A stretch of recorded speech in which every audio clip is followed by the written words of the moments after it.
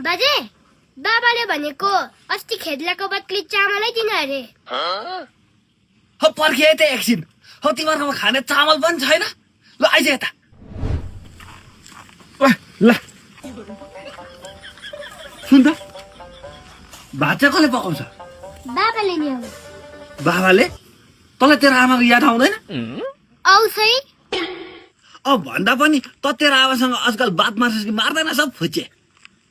बात त नमार्नु भन्छ बाबाले बात नमार्नु भनेर हुन्छ बेला बेला बात मार्दै गर्ने त तेरो आमासँग त्यहाँ बाउलाई पनि सम्झा पछि मर्ने बेलामा एक्लै होला नि तेरो बाउ बुझिस् ल जा भात पकाउनु ढिलो भइसक्यो होला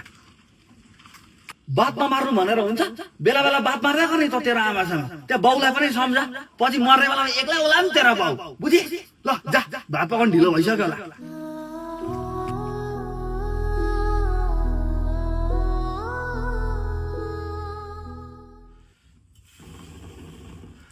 खैले त भाइ चामल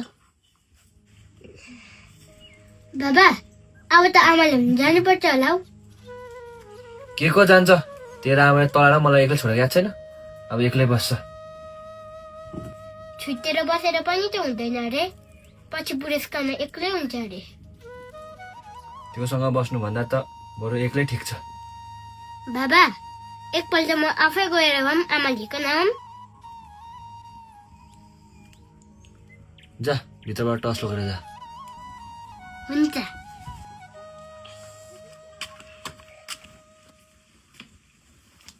ओइ माइला तैँले एउटा कुरा सुनिस् अब हो कि होइन तेरो बुढी त तल्लो गाउँको पूजनले उडाएर त बेङ्गलोरतिर ए कहिले लगेछौ अन्त भन तँलाई त्यति पनि थाहा छैन 3 दिन जस्तो भएर त तेरो बुढी लगेको गाउँभरि हल्लाइ छ गइ चाहिँ नालेकोमा हुन्थ्यो अब तँ पनि त्यस्तै छस् नि त हुँदाखेरि वास्ता गर्दैनस् अब जारी उठाउनु जान्छस् होला यसो मलाई पनि भन् गइदिउँला